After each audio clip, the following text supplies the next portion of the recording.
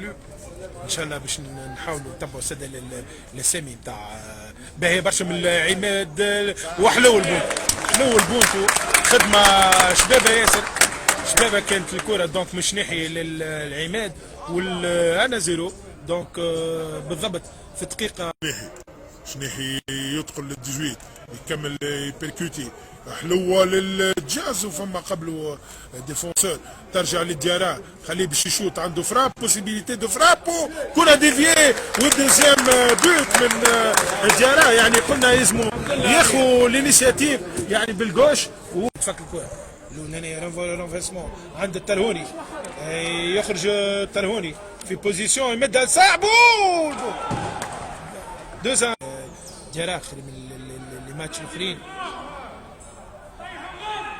تمشي الكره عند بوشناق يمدها يكارتيها على اليسار وبونتو دوزا دو